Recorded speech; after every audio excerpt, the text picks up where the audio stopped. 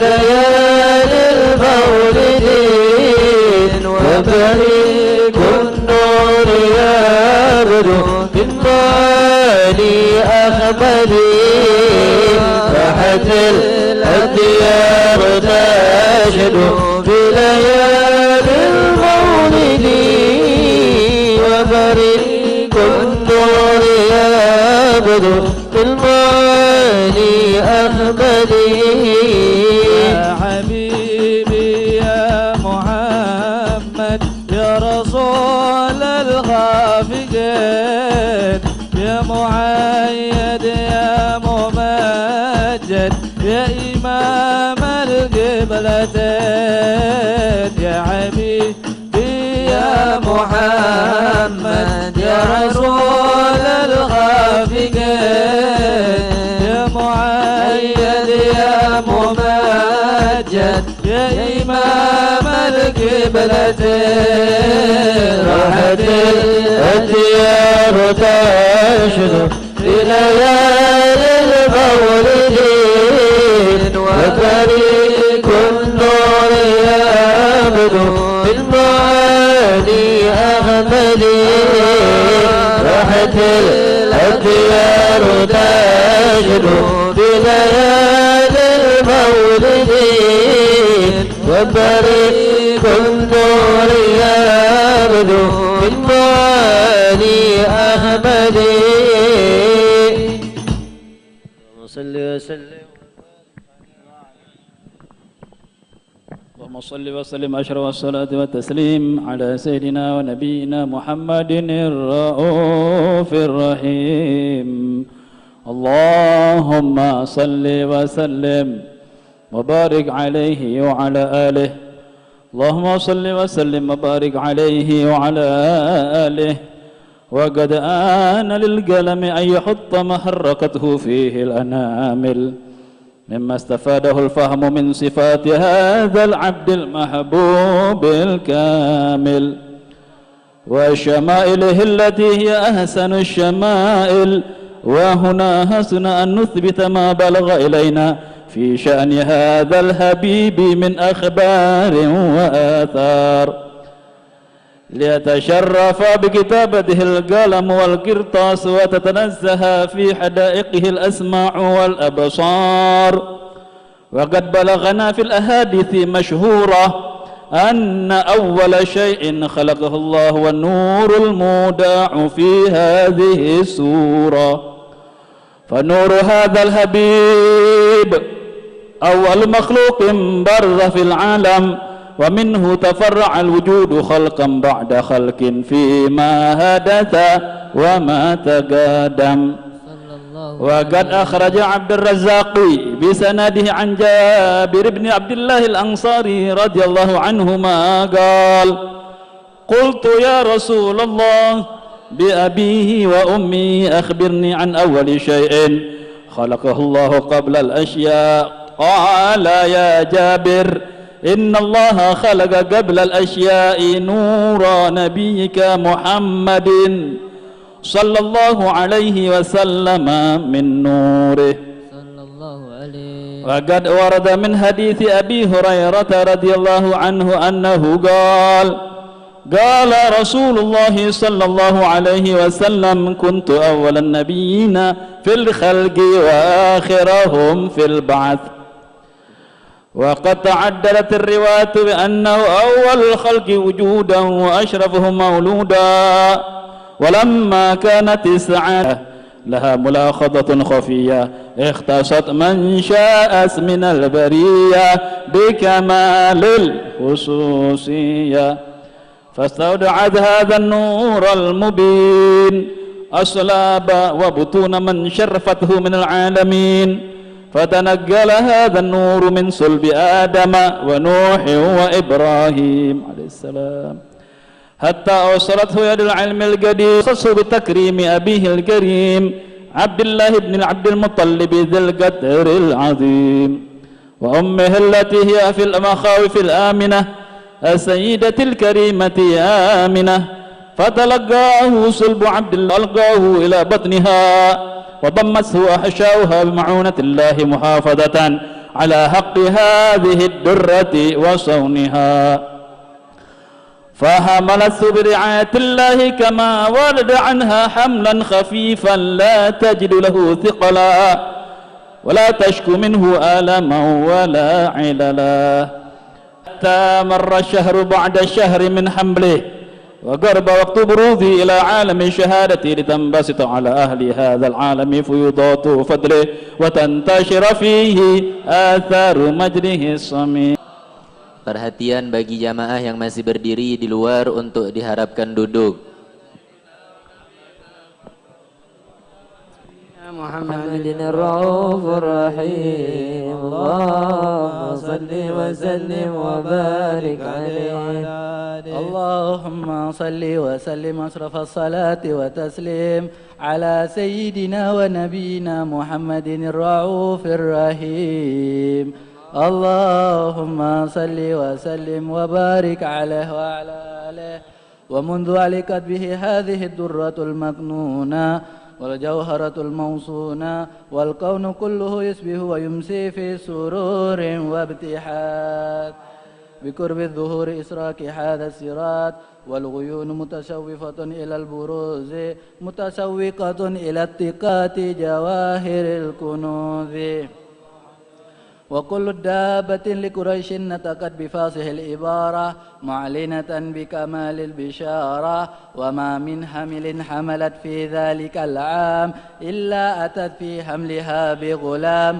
من بركات وسعادة هذا الإمام ولم تزل الأرض والسماوات متضمحة بإثر الفرح بملاقاة أشرف البرية وبروزه من عالم الخفاء إلى عالم الظهور بعد تنقله في بطون والظهور فظهر الله في الوجود بهجة التكريم وبسط في العالم الكبير مائدة التشريف والتعظيم ببروز هذا البشر الكريم اللهم صل وسلم أشرف الصلاة الصلاة والتسليم على سيدنا ونبينا محمد الرؤوف الرحيم اللهم صل وسلم وبارك عليه وعلى آله يا إمام الرسل يا سندي أنت بعد الله معتمدي يا إمام الرسل يا سندي أنت بعد الله معتمدي فبدنياي وآخرتي يا رسول الله بيدي يا إمام الرسل يا سندي أنت بعد الله معتمدي يا إمام الرسل يا سندي أنت بعد الله معتمدي فبدنياي وآخرتي يا رسول الله خذ بيدي نحن جيران بذا الحرم حرم الإحسان والحسن نحن جيران بذا الحرم حرم الإحسان والحسن نحن من كوم به سكنوا وبه من خوفهم آمنوا يا إمام الرسل يا سندي أنت باب الله معتمدي يا إمام الرسل يا سندي أنت باب الله معتمدي فبدنياي وآخرتي يا رسول الله خذ بيدي قرآن فتعين بنا خلواني وبآيات قرآن فتعين فينا خلواني نعرف البطاحة وتعرفنا الصفا والبيت يحلفنا يا إمام الرسل يا سندي أنت باب الله معتمدي يا إمام الرسل يا سندي أنت بعد الله معتمدي فبدنيا يا آخرتي يا رسول الله خذ بيدي ولنا المعلى وخيف منا فاعلم من هذا وكن وكني ولمن لا خيف منا فاعلم من هذا وكن وكني ولنا خير أدب وعلي المرتضى حسبه إمام الرشد يا سندي أنت بعد الله معتمدي إمام الرشد يا سندي أنت بعد الله معتمدي فبدنياي وآخرتي يا رسول الله خذ بيدي وأجمل منك لو طرقت عينه وأطيب منك لم تلد النساء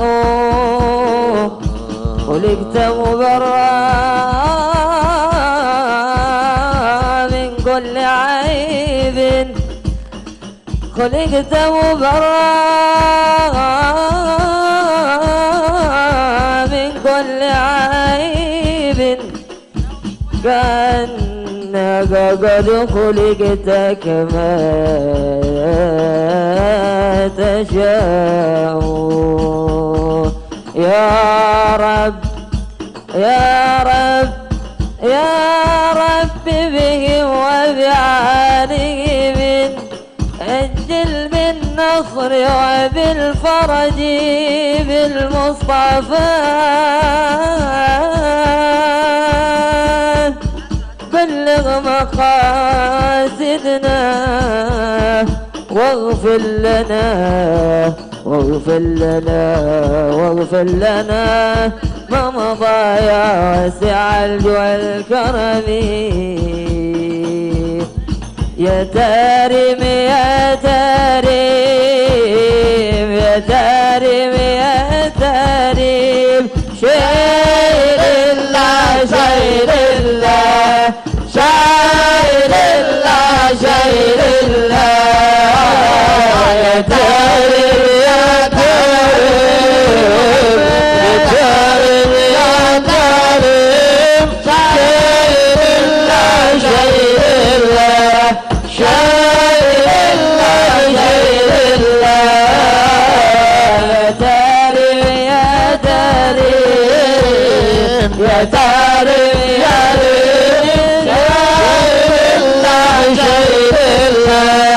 شاير الله شاير الله بلدة الأولياء بلدة الأولياء شاير الله شاير الله شاير الله شاير الله يا تارم يا تارم يا تارم يا تارم شاير الله شاير الله شاير الله شاير الله بجاه العالمي بجاه العالمي شاير الله شاير الله شاير الله شاير الله يا تارم يا تارم يا تارم يا تارم شاير الله شاير الله شاير الله شاير الله حبيبنا الكريم حبيبنا الكريم شاير الله شاير الله شاير الله شاير الله يا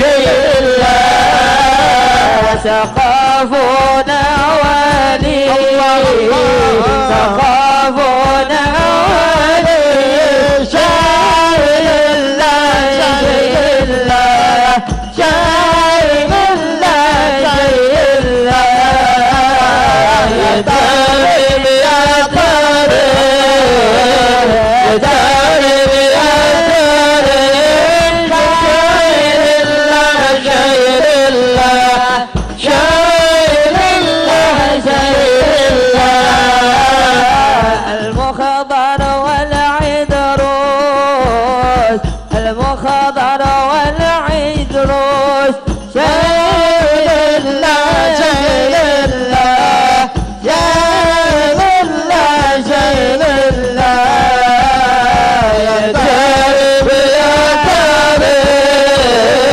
يا طالب يا طالب شاعر الله شاعر الله شاعر الله شاعر الله الحداد والعطار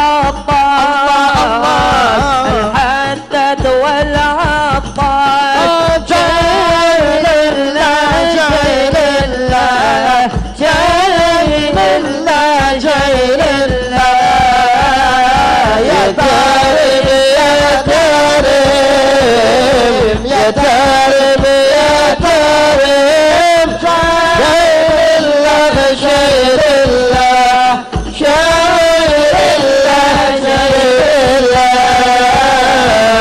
جميع الوالي وهم ذرية نبي شاعر الله شاعر الله شاعر الله شاعر الله يا طالب يا طالب يا طالب يا طالب شاعر الله شاعر الله شاعر الله شاعر الله بجاه النبي بجاه النبي شاعر الله شاعر الله شاعر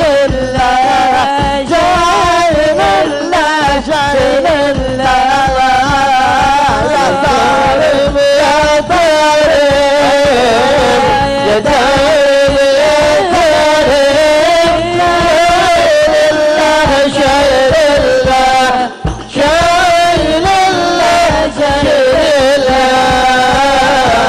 بجاه شيخنا بجاه شيخنا شاعر الله شاعر الله شاعر الله شاعر الله يا طالب يا طالب يا طالب يا طالب شاعر الله شاعر الله شاعر الله اللهم صل وسلم وبارك عليه وعلى آله.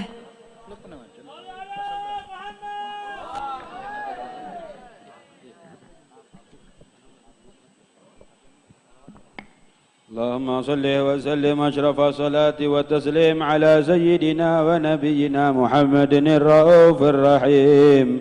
اللهم صل وسلم وبارك عليه وعلى آله.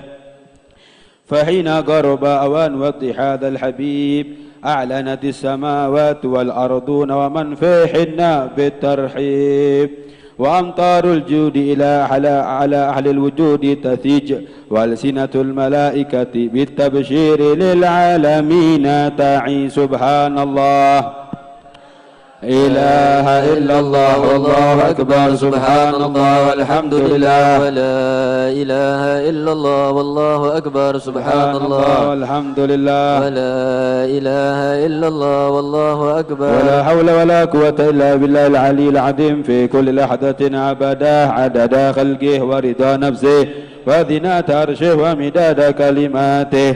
والقدرة ككشفتنا هذا المستور ليبرز نوره كاملا في عالم الزهور نورا فاق كل النور وأنفذ الحق حكمه على من أتم الله عليه النعمة من خواص الأمة أن يحضر عند وجهه همة تأنيسا لجنابها المسعود ومشاركة لها في هذا السمات الممدود فحضرت بتوفيق الله سيدة مريم وسيدة آسيا ومعهما من الهور العين من قسم الله له من الشرف بالقسمة فأتى الوقت الذي رتب الله على حضوره وجود هذا المولود فانفلقت صبح الكمال من النور عن عمود وبرز الحامد المحمود مذعنا لله والسجود صلى الله على محمد صلى الله عليه وسلم صلى الله على محمد يا ربي صل وسلم طلع البدر علينا من ثنيات الوداع وجب الشكر علينا مدى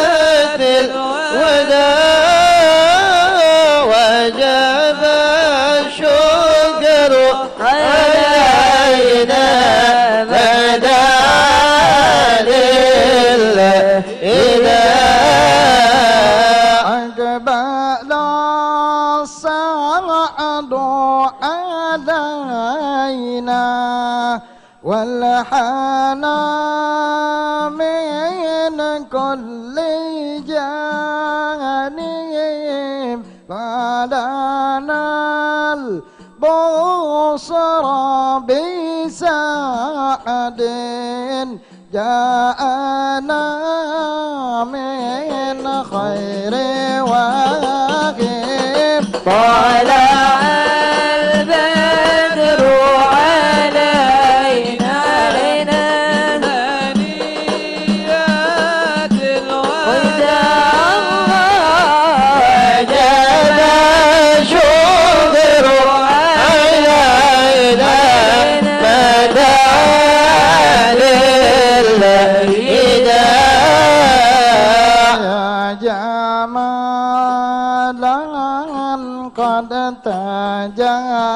تجلى بالمشارق والمغارب مرحبا أهلا وسهلا بك يا خير الحبائب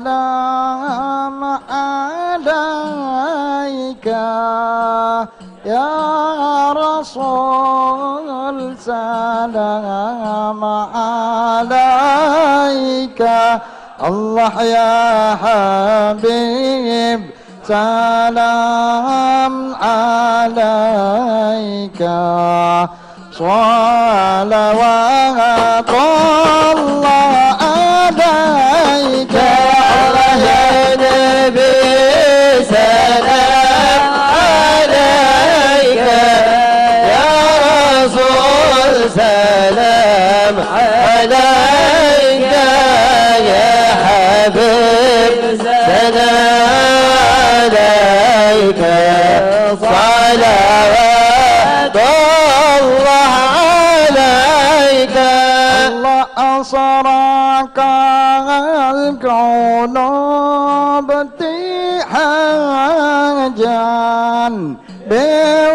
بوجود المصطفى أحمد ولأهل الكون أنس وسرورا قد تجدد. الله يا نبي سلام عليك، يا رسول سلام عليك، يا حبيب سلام عليك، صلوات الله عليك. فاضربوا يحلى المساني فعذر اليوم غرض الله واستدعوا بجمال فقبل حزن تفرق. يا نبي سلام عليك، يا رسول سلام عليك، يا حبيب سلام عليك، صلوات الله عليك. البصر بسعد مستمر ليس ينفذ الله حيث أوتينا عطاء. جمع البحر المؤبد يا نبي سلام عليك، يا رسول سلام عليك، الله يا حبيب سلام عليك، صلوات الله عليك. الله عليك يا نبي الله، صلى الله عليك يا نبي الله، يا جد الحسن والحسين، صلى الله عليك يا نبي، صلى الله عليك يا نبي الله، صلى الله عليك يا نبي الله، يا جد الحسن والحسين، صلى الله عليك يا نبي الله. حفادي ربي كل حمد الله جل أن يحصر خلعت الله إذ عابنا بوجود المصطفى الهادي محمد، صلى الله عليه يا نبي الله، صلى الله عليك يا نبي الله، يا جد الحسن والحسين، صلى الله عليك يا نبي يا رسول الله. بك إنا بك نسعد الله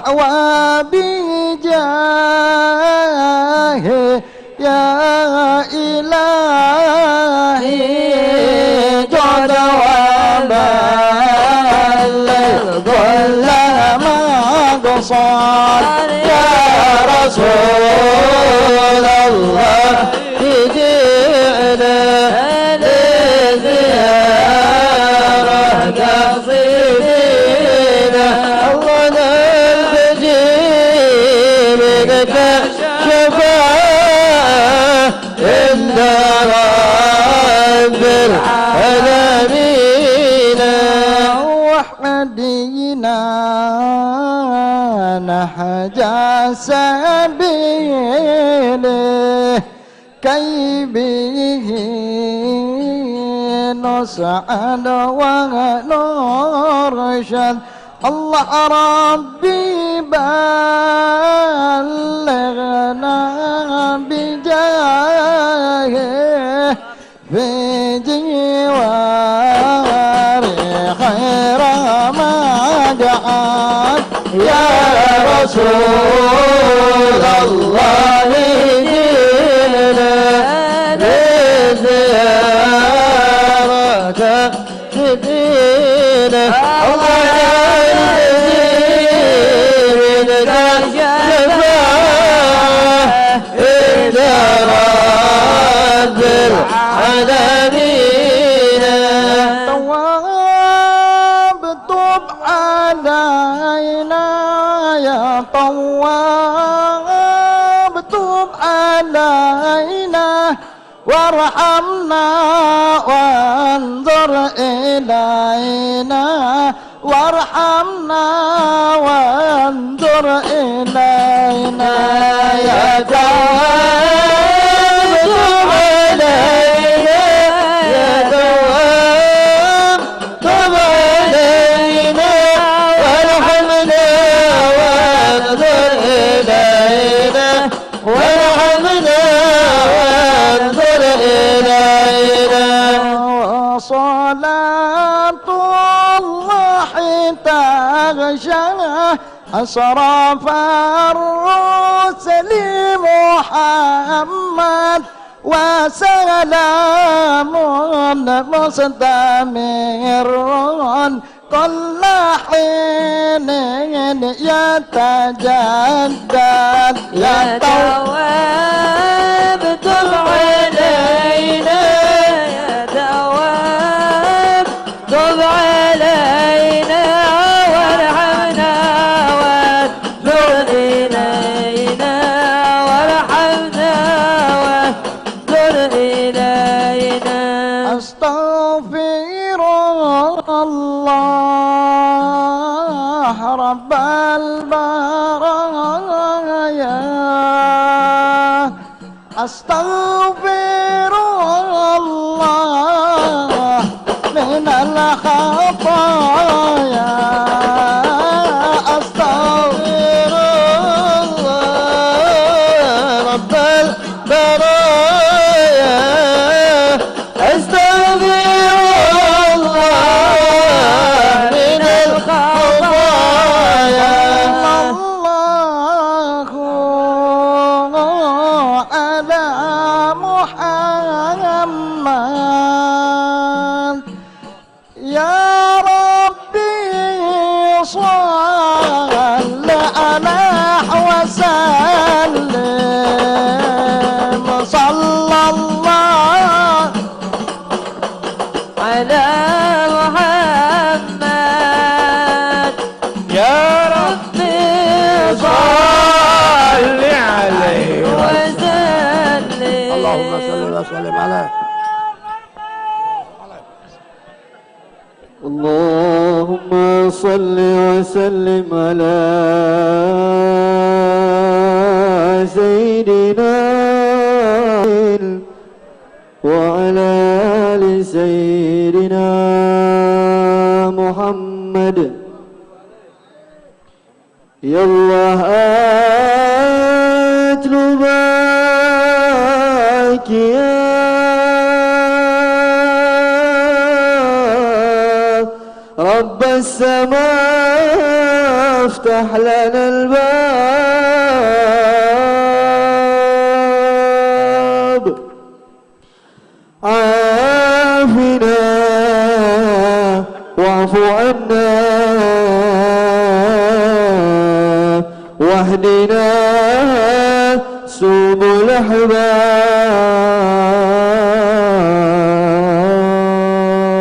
الأحباب ربي واذهب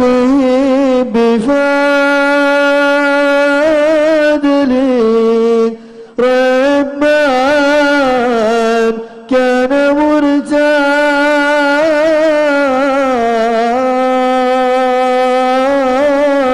مرتاب واصله الجسد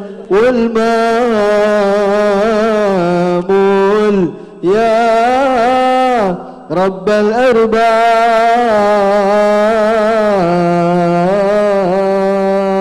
الأرباب واعطنا ما طلبنا منك يا خير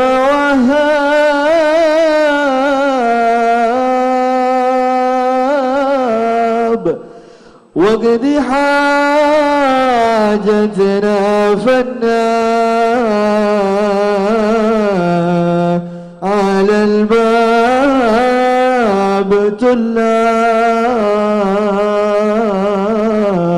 تلاب يا الله انظر إلينا وارحم الجهل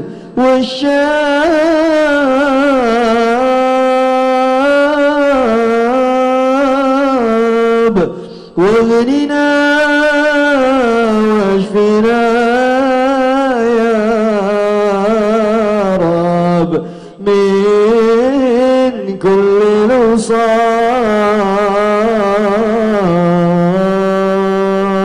نصاب واسقنا كاس حبي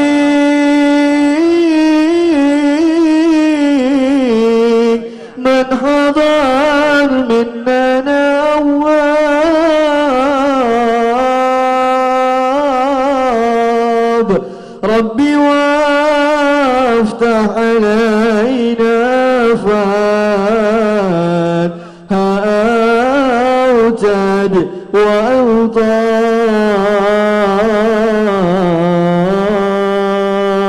وأوطان والشياطين غلان والبلا فيه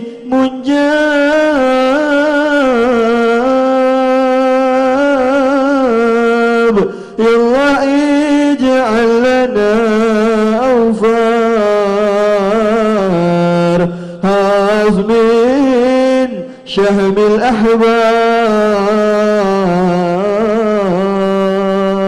الأحباب وافتح الباب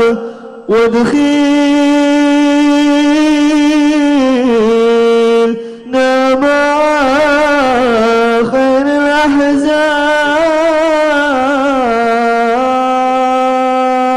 الأحزاب شاع طه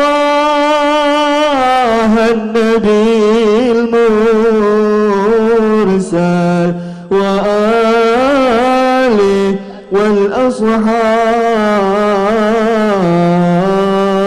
والأصحاب والعباد الذين اجتمعوا فيك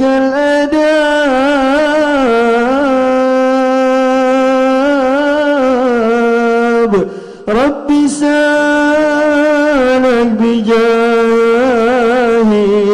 بجاهي مصطفى افتح لنا الباب اللهم صل وسلم وبارك عليه وعلى آله Assalamualaikum warahmatullahi wabarakatuh. Bismillahirrahmanirrahim. Alhamdulillahi rabbil alamin. Wassalatu wassalamu ala asrafil anbiya'i wal mursalin wa ala alihi wa sahbihi ajma'in. Allahumma salli wa sallim wa barik wa karrim ala sayyidina maulana Muhammadin wa ala alihi wa sahbihi ajma'in, amma ba'd. Ma'asyiral habaib wal asatiz wal hadirin rahimakumullah. Alhamdulillah, segala puji bagi Allah Subhanahu wa taala yang mana pada malam hari yang berbahagia ini Allah Subhanahu wa taala masih mengumpulkan kita masih dalam rangka memperingati miladir Rasul sallallahu alaihi wasallam, yang mana pada malam hari ini malam ke-13 daripada rangkaian majlis Maulid Arba'in, kita berada di tempat yang mulia ini, yaitu di Majlis Ta'lim Ratibul Haddad wa Da'wah Palembang Darussalam, yang bertempat di rumah Al-Habib Abdullah bin Idrus bin Syahab. Mudah-mudahan berkumpulnya kita pada malam hari ini Allah Subhanahu wa taala akan menurunkan curahan rahmat, taufik dan hidayah kepada kita sekalian. Amin ya rabbal alamin. Salawat serta salam tak henti-hentinya kita haturkan kepada junjungan agung kita Nabi besar Muhammad sallallahu alaihi wasallam beserta keluarga dan para sahabatnya. Ma'asyiral habaib wal asatiz wal hadirin rahimakumullah. Sebagaimana biasa, sebelum acara selanjutnya yaitu pembacaan managib, kata sambutan dan mau'izatul hasanah, kami akan mengumumkan beberapa peringatan Maulid untuk malam-malam berikutnya.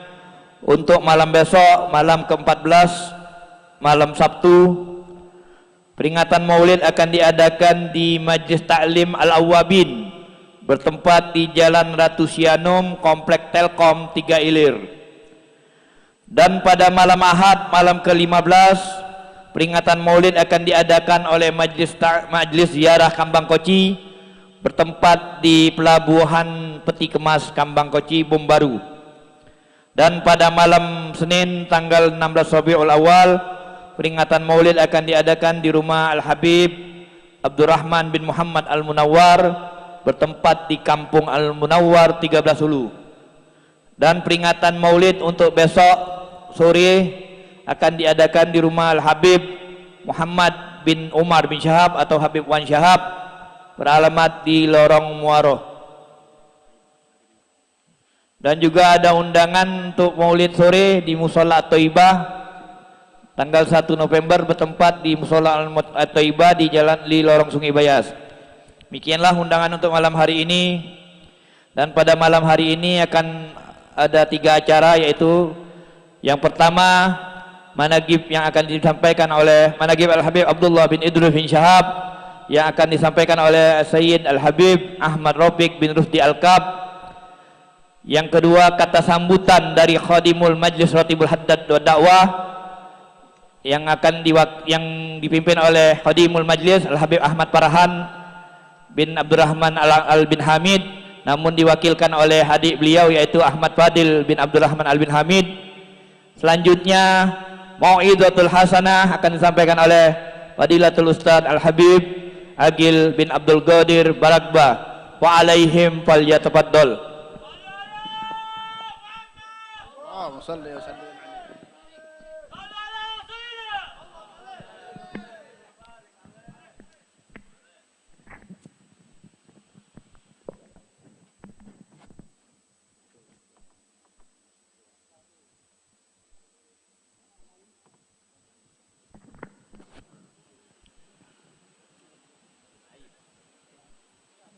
Amutu bidai wa dawai fi yadaikumu. أحبة قلبي أنعم بدواعي إذا كان داعي أصلح بعض عنكم فإن داعي قربكم وشفاعي. السلام عليكم ورحمة الله تعالى وبركاته. وأحسن منك لم تركت عين وأجمل منك لم تلد النساء. Hulikta mubarra'an min kulli aibin ka'annaka qad hulikta kama tasha'u wa la taqulu liman yuqtalu fi sabilillahi amwat bal ahya walakin la tash'urun. Allahumma salli wa sallim ala sayyidina wa habibina wa syafi'ina Rasulillah Muhammad bin Abdullah sallallahu alaihi wa alihi wa sahbihi wasallam. Amma ba'd. Segala puji syukur kehadiran Allah Subhanahu wa taala, yang mana Allah Subhanahu wa taala mengumpulkan kita di tempat yang mulia, di hari yang mulia, bersama orang yang mulia, di bulan yang mulia, terdapat di situ sosok yang dimuliakan oleh yang maha mulia Sayyidina Muhammadin sallallahu alaihi wa alihi wa sahbihi wasallam. Al-Mukhtaram wal Mukarram Sayyid al-Walid al-Habib Murabbi arwahna adda'i ilallah Al-Habib Umar Abdul Aziz bin Abdurrahman bin Syihab mata'an Allah bitulil umri wal Habib Ali bin Al-Bin Hamid mata'an Allah bitulil umri. Para habaib dan para asatiz dan para ikhwani yang tidak bisa saya sampaikan satu persatu, tapi tidak mengurangi rasa hormat saya. Wa ma gumtum illa imtithalil amr, tidaklah saya berdiri kecuali permintaan dari tuan rumah, dan izinkan saya membaca manaqib sekelumit riwayat hidup Al-Habib Abdullah bin Idrus bin Syihab. Nasab Al-Habib Abdullah bin Idrus bin Syihab, beliau adalah Al-Imam Al-Allama Al-Habib Abdullah bin Idrus bin Muhammad bin Ali bin Abdullah bin Idrus bin Ali bin Muhammad bin Ahmad Syihabuddin Al-Ghaskar bin Abdurrahman bin Ahmad Syihabuddin Al-Akbar bin Abdurrahman bin Al-Imam Ali As-Sakran bin Al-Imam Abu Bakar As-Sakran bin Al-Faqih Muqaddam Tsani Al-Imam Abdurrahman As-Saggaf bin Muhammad Maulad Dawilah bin Ali bin Alwi Al-Ghayyur bin Faqih Muqaddam Muhammad bin Ali bin Muhammad Sahib bin Mirbad bin Ali Khali Agazam bin Alawi bin Muhammad bin Alawi bin Ubaidillah bin Ahmad Muhajir bin Isa bin Muhammad Naqib bin Ali Uraidi bin Al-Imam Ja'far As-Sadiq bin Al-Imam Muhammad Al-Baqir bin Al-Imam Ali Zain Al-Abidin bin Al-Husain bin Al-Imam Ali bin Abi Talib dan Ibn Fatimah Az-Zahra binti Rasul sallallahu alaihi wa alihi wa sahbihi wasallam. Dan ibunya bernama Fatimah binti Muhammad bin Umar bil Faqih. Kelahiran dan pendidikan dan dakwanya Al-Habib Abdullah bin Idrus bin Syihab. Al-Habib Abdullah bin Idrus bin Syihab dilahirkan di kota Tarim pada tahun 1265 Hijriah di bulan Safar. Beliau tumbuh di bawah bimbingan ayah dan saudaranya Al-Habib Muhammad bin Idrus. Setelah selesai dari belajar Al-Quran, barulah beliau mendalami sebagai cabang ilmu dari ayah dan saudaranya. Serta banyak ulama pada masa itu. Guru-guru beliau tidak hanya berasal dari kota Tarim, akan tetapi guru-guru beliau berasal dari kota Sewun dan Dawan. Al-Habib Abdullah bin Idrus banyak mendapatkan pujian yang baik dari guru-gurunya. Diceritakan Al-Habib Ali bin Muhammad bin Husain Al-Habsyi, jikalau beliau datang ke kota Tarim, Al-Habib Ali datang ke kota Tarim, itu Al-Habib Ali meminta untuk Al-Habib Abdullah bin Idrus bin Syihab mengimami salat di majlis-majlis beliau. Dikarenakan apa? Dikarenakan Al-Habib Ali berkata, sesungguhnya aku melihat semua hati mencintai beliau dan tidak punya musuh sama sekali. Karena itulah Al-Habib Ali menyukai dan memuji dengan pujian yang baik. Begitupun para habaib yang lain selalu meminta agar menjadi imam salat seraya mengatakan dengan kalimat li'annaka jauhar wa fi dhahrika jauhar. Dikarenakan engkau adalah permata dan di punggungmu juga terdapat permata. Semasa hidupnya beliau mengajar di madrasah Al-Habib Abdullah bin Syekh bin Al-Idrus Al-Gubbah di Sahil. Muridnya antara lain Al-Imam Abdul Bari bin Syekh Al-Idrus dan Al-Habib Husain bin Ahmad Al-Kaf. Al-Habib Abdullah bin Idrus suka berpergian ke Jawa, ke Malaysia untuk berdakwah dan berdagang. Selain itu juga beliau menuntut ilmu dari para ulama di sana.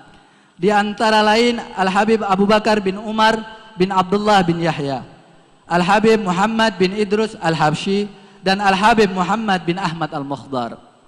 Diriwayatkan bahwasanya Al-Habib Abu Bakar bin Umar bin Yahya berkata, tidak diperbolehkan untuk Hadramut dari Rijal Jawa kecuali Al-Habib Abdullah bin Idrus bin Syihab.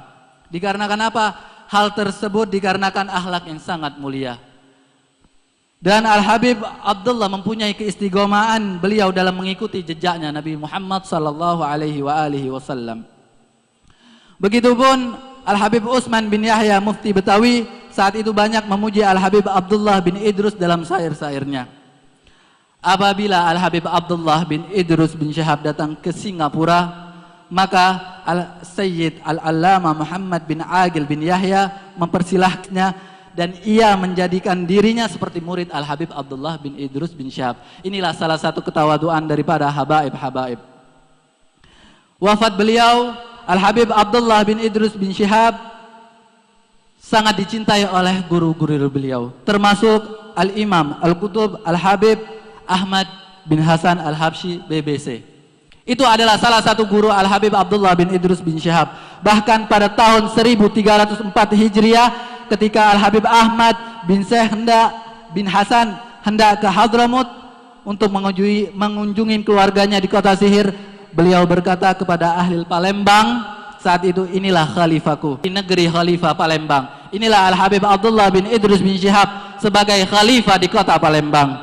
Oleh karena itulah, ketika di akhir umur Al-Habib Abdullah bin Idrus bin Syihab terdengar dari kabar dari kota Tarim, dan bahwa Al-Habib Abdullah akan kembali ke Tarim dan menetap sampai akhir hayatnya.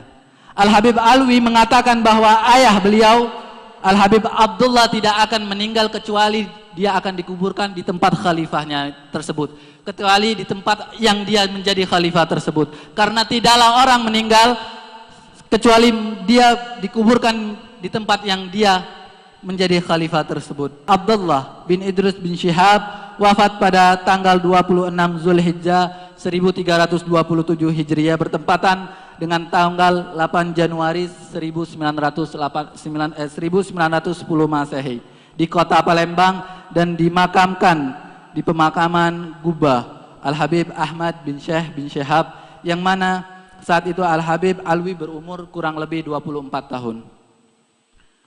Menjelang wafatnya, Al-Habib Abdullah bin Idrus bin Syihab menderita sakit yang banyak dan saat itu datang untuk menjenguk beliau.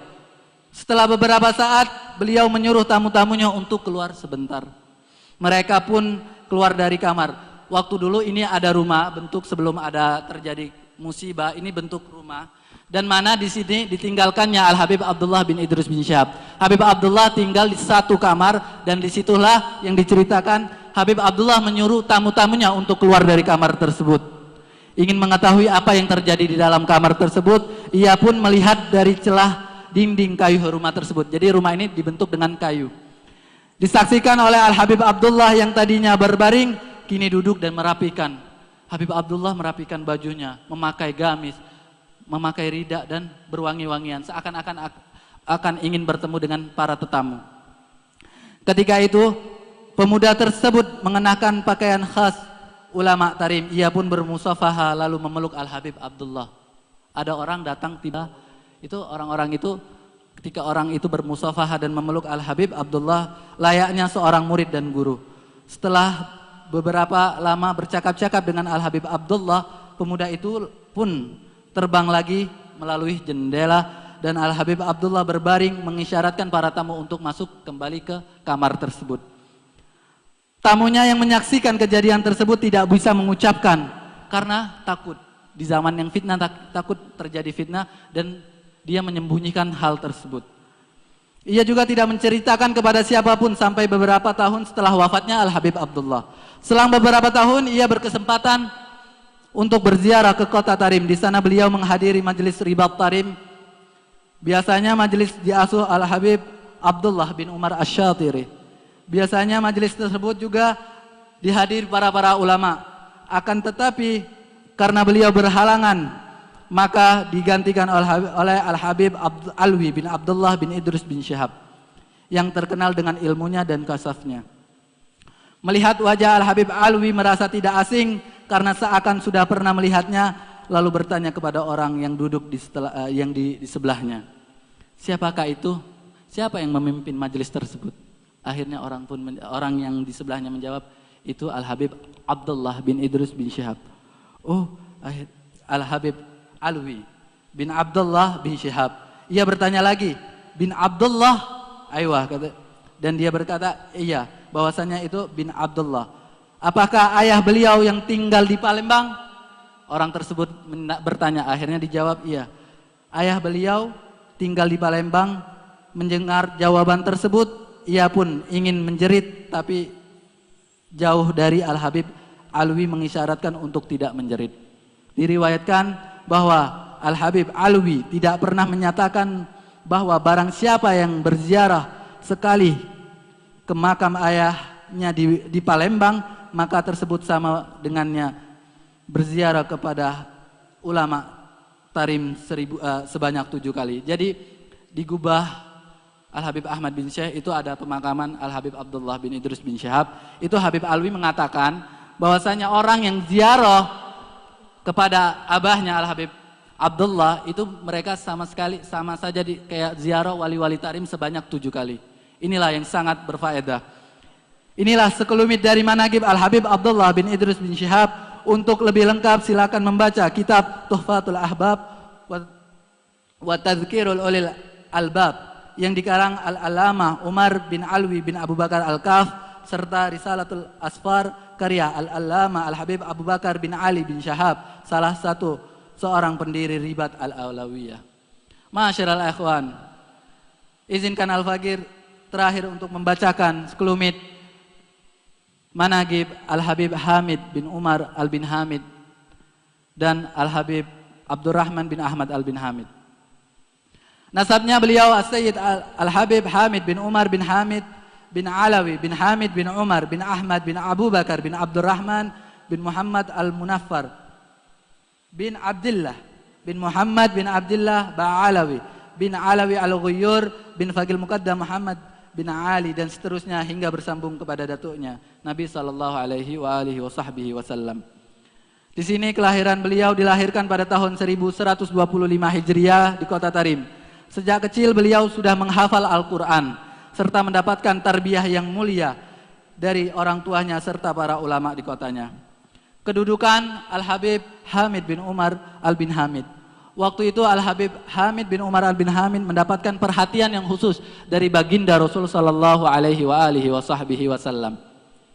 Jadi waktu itu Al-Habib Hamid berziarah kepada enjitnya Rasul sallallahu alaihi wasallam di kota Madinah. Diceritakan beliau berziarah datuknya Rasul sallallahu alaihi wasallam di Masjid Nabawi. Dikarenakan ramainya penziarah, beliau berdiri menghadap makamnya Rasul sallallahu alaihi wasallam dengan posisi yang sangat jauh. Ketika itu saking zahmanya, saking ramainya orang yang berziarah kepada Rasul sallallahu alaihi wasallam. Akhirnya salah satu orang dari Maghribi meneriakkan di tengah-tengah keramaian orang, "Wahai manusia, adakah di antara kalian yang bernama Hamid bin Umar Hamid?" Sambil berjalan ke seluruh penjuru, sambil berjalan. Ditanya, adakah yang namanya Hamid bin Umar Hamid? Hamid bin Umar Hamid. Sampai orang-orang ini pada kaget, siapa Hamid bin Umar Hamid? Ketika sampai di tempat yang paling belakang dan paling pojok, maka Al-Habib Hamid bin Umar bin Hamid menjawab, sayalah orangnya. Lalu lelaki Maghribi tersebut berkata, saksikanlah, sesungguhnya aku mendengar suaranya Rasul sallallahu alaihi wasallam mengatakan, wahai manusia, berikanlah jalan kepada anakku Hamid bin Umar Al-bin Hamid, aku ingin bertemu dengannya. Maka Al-Habib Hamid bin Umar bin Hamid pun berjalan mendekati makam Rasul sallallahu alaihi wasallam. Inilah bukti cintanya Rasul sallallahu alaihi wasallam kepada Al-Habib Hamid bin Umar. Dari keramaian orang pun dipanggillah Al-Habib Hamid bin Umar bin Hamid dan mendekati ke makamnya Rasul sallallahu alaihi wasallam. Dengan apa? dengan berbaktinya beliau kepada kedua orang tuanya. Ini salah satu yang mengangkat dan memuliakan beliau, gara-gara beliau berbakti kepada kedua orang tua beliau. Dikisahkan bahwasanya Al-Imam Hamid bin Umar bin Hamid sama sekali tidak pernah berjalan di depan kedua orang tuanya dan tidak pernah membelakangi kedua orang tuanya, saking adabnya dan akhlaknya terhadap kedua orang tuanya. Jika ia meninggalkan kedua orang tuanya duluan, dan Habib Hamid mundur. Bahkan ketika berhadapan dengan kedua orang tuanya, Al-Habib Hamid bin Umar bin Hamid tidak pernah mengusir lalat yang menempel di mukanya. Jadi ketika itu Al-Habib Hamid lagi duduk bersama kedua orang tuanya, larel nempel ke mukanya.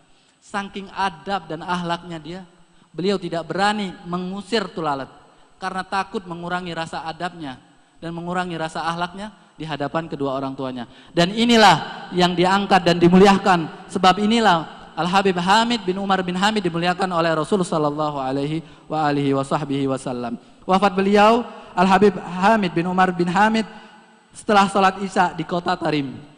Pada bulan Sa'ban beliau wafat sepulang dari ziarah Nabi Allahud. Pada tahun 1200 Hijriah, usia 80 tahun, beliau dimakamkan di pemakaman kota Zambal. Dan inilah sekelumit riwayat hidup para aulia illah. Rabbin fanfa'na bi barakatihim wahdina husna bi hurmatihim. Rabbana atina fid dunya hasanah wa fil akhirati hasanah wa qina adzabannar. Wa'alafu minkum wassalamualaikum warahmatullahi taala wabarakatuh.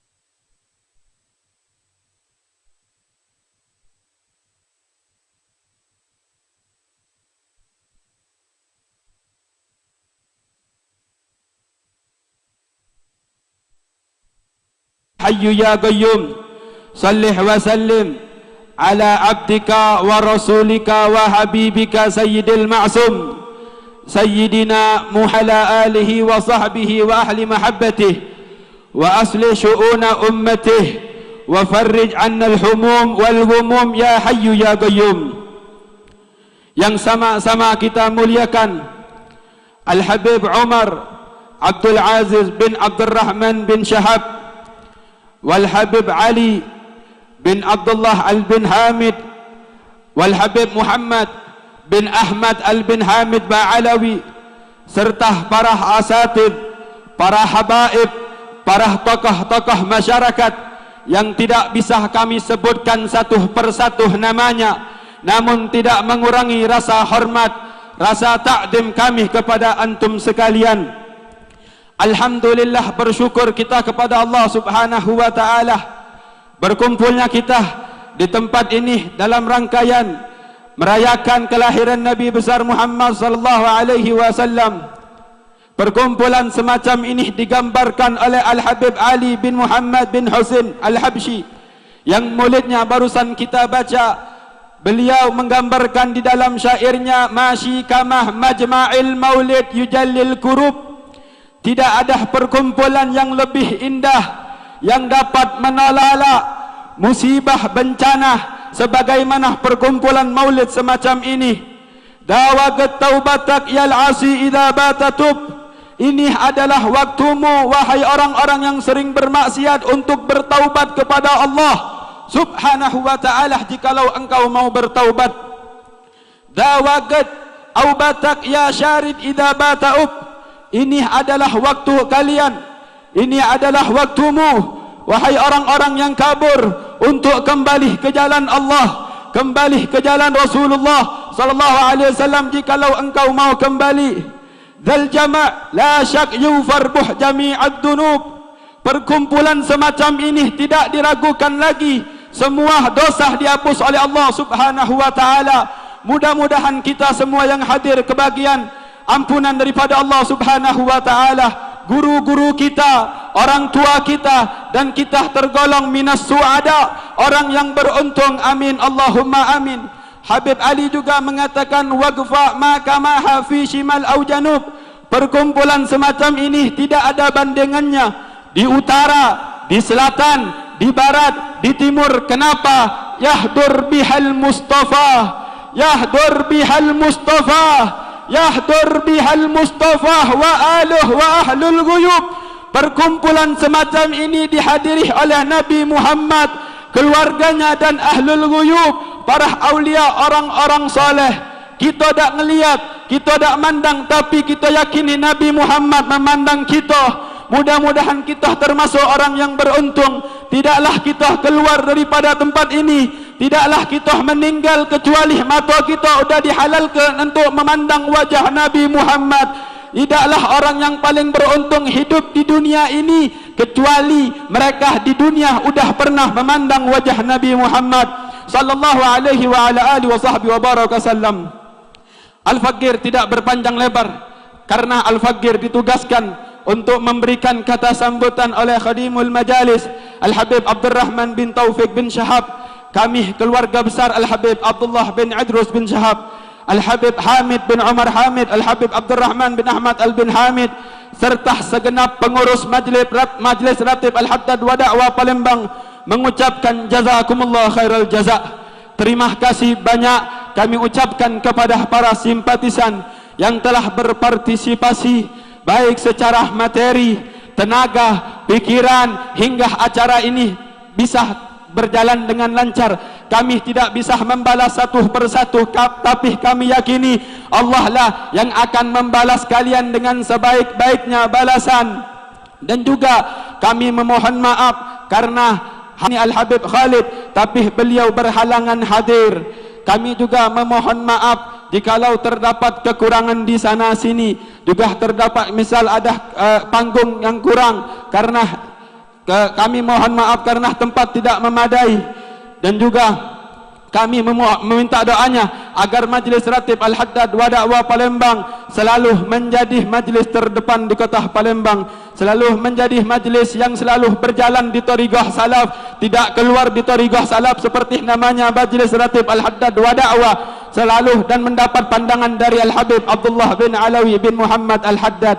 Selanjutnya kita akan mendengarkan ceramah Al-Habib Agil Barakbah. Kita buka hati kita bersama-sama, dengarkan ceramah beliau, apa-apa yang beliau sampaikan, amalkan apa-apa yang beliau sampaikan. Perbanyak salawat Nabi sallallahu alaihi wa ala alihi wasallam. Alahyallah binazrah minal ainir rahimah tudawid kulla mabid min amradin sakimah. Ala ya sah la tajza wa tajjar wa sallim lil magadir kay tuhmat wa tu'jar. Wa sallallahu ala sayyidina Muhammadin wa ala alihi wa sahbihi wasallam.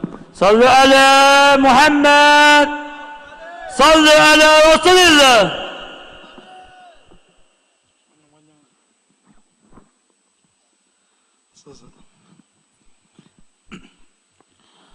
Assalamualaikum warahmatullahi wabarakatuh. Alang kelembeknya malam nih. Ana suka gua habis be, tapi insyaallah semangat masih ada. Ana ulangi salamnya dan tolong jawab dengan semangat. Karena kita ini pecinta Nabi Muhammad sallallahu alaihi wasallam. Assalamualaikum warahmatullahi wabarakatuh.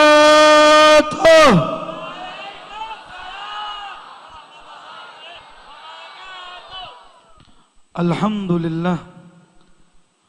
Alhamdulillah wa kafa.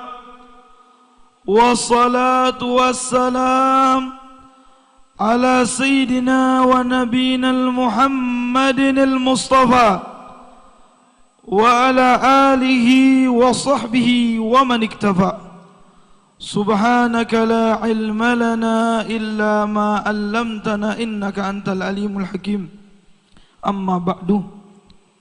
Yang sama-sama kita hormati para habaib, khususnya guru kita semua Abuya Al-Habib Umar Abdul Aziz bin Abdurrahman bin Syahab, dan banyak di sini para habaib yang tidak kita sebutkan namanya satu-satu, guru-guru kita. Kita doakan Allah panjangkan umur-umur beliau, Allah sehatkan beliau, Allah sampaikan hajat-hajat beliau, dan semoga ilmu-ilmu beliau bermanfaat untuk kita semua. Amin ya rabbal. Begitu juga yang hadir semua, yang hadir di sini jamaah majlis Maulid Arba'in. Semoga daripada maulid ini dengan kelahirannya Nabi, lahirnya semua kebaikan untuk kampung kita ini, amin. Untuk negeri kita ini, amin ya rabbal.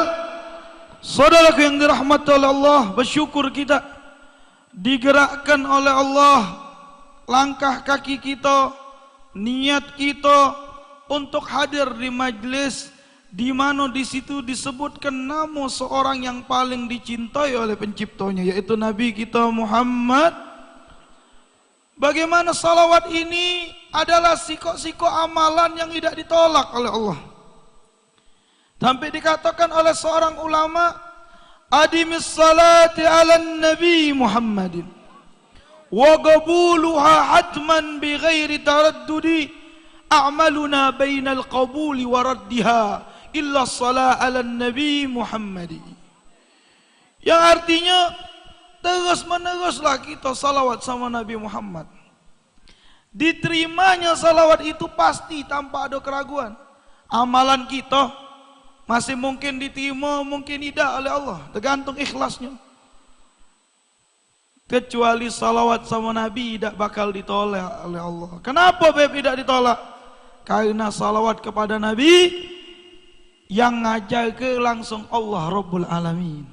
Sebagaimana Allah firmankan dalam Al-Quran, innallaha wa malaikatahu yusalluna ala nabi ya ayyuhalladzina amanu sallu alaihi wa sallimu taslima. Jadi jangan males-males salawat. Wong hadir majlis Maulid Arba'in itu harus punya target. Setiap tahun hadir, cak inilah terus gawenya semayang masih tinggal.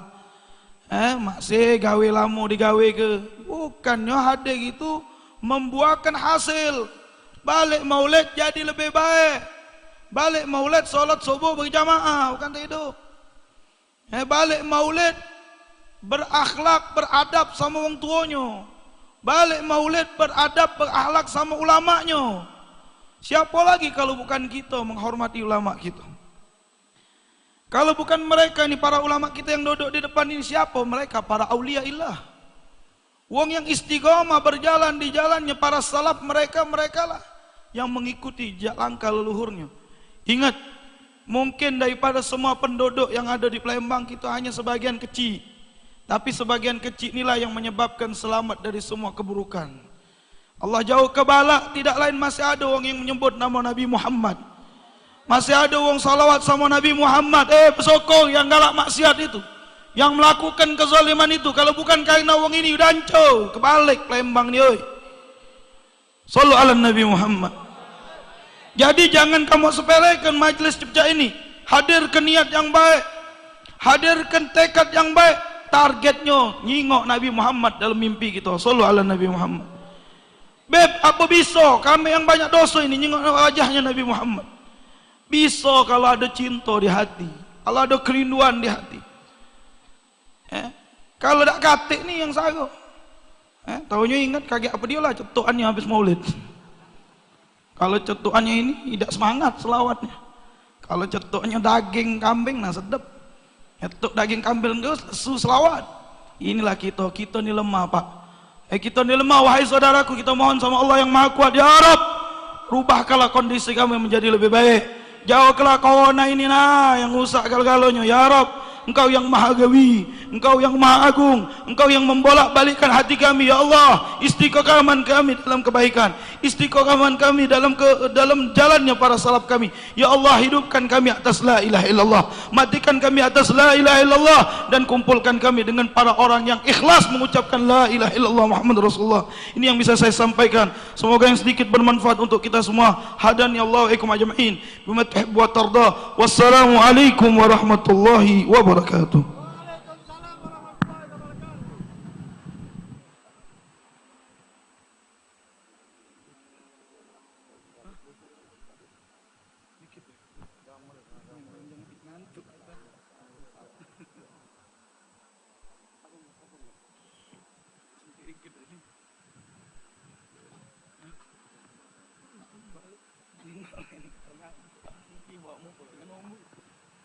Bismillahirrahmanirrahim. Alhamdulillah Rabbil Alamin.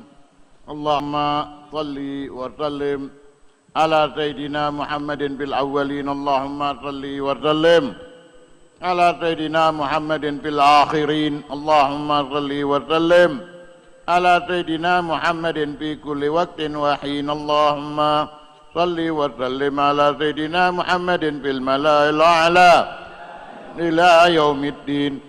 Allahumma salli wa sallim ala Sayyidina Muhammadin wa ala alihi wa sahbihi ajma'in.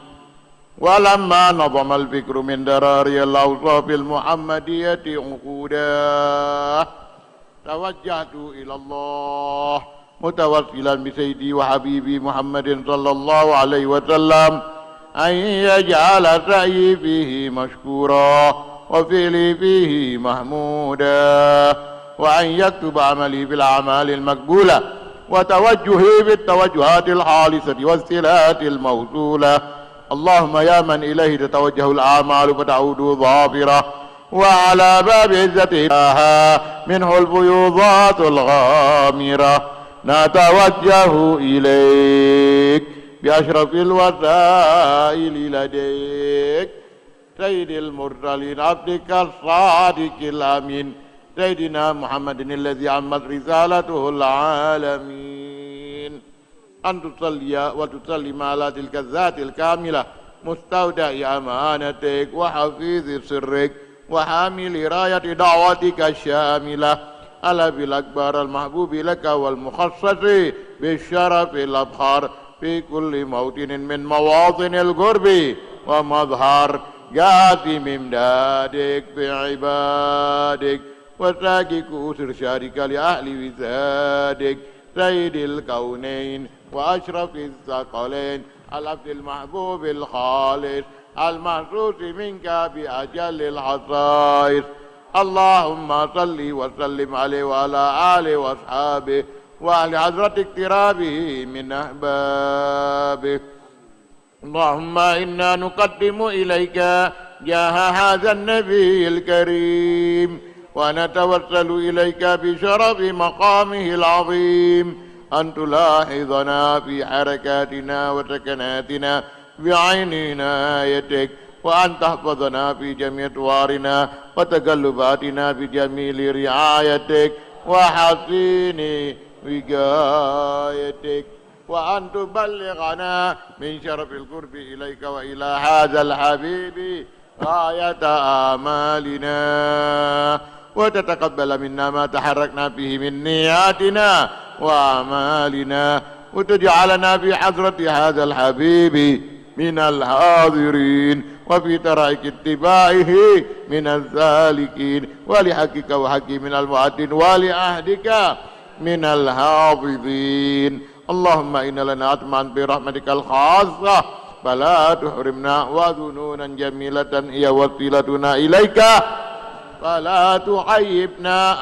آمنا بك وبرسولك وما جاء به من الدين، وتوجهنا به إليك مستشفعين أن تقابل المذنب منا بالغفران والمسيء بالإحسان والسائل بما سأل والمؤمل بما أمل وأن تجعلنا ممن نصر هذا الحبيب ووازر ووالاه وظاهر وأم ببركته وشرف بجهته أولادنا ووالدينا وأهل قدرنا ووالدينا وجميع المسلمين والمسلمات والمؤمنين والمؤمنات في جميع الجهات وعدم غاية الدين القويم في جميع الأقطار منشورة ومعالم الإسلام والإيمان بأهلها مأمورة معنى وصورة واكشف اللهم كربة السوق وآخر دعوانا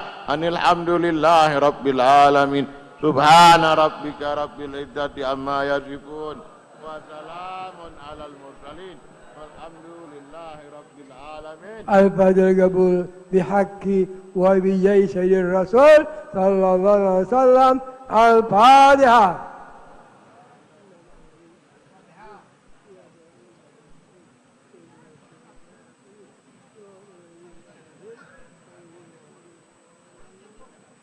بسم الله الرحمن الرحيم.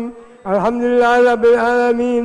اللهم صل وسلم وبارك وكرم على سيدنا محمد وعلى آل سيدنا محمد. يا مهيمن يا سلام سلمنا والمسلمين بالنبي خير الأنام وبأم المؤمنين يا قوي يا متين اكفي شر الظالمين وما يصفون وسلام على المرسلين والحمد لله رب العالمين.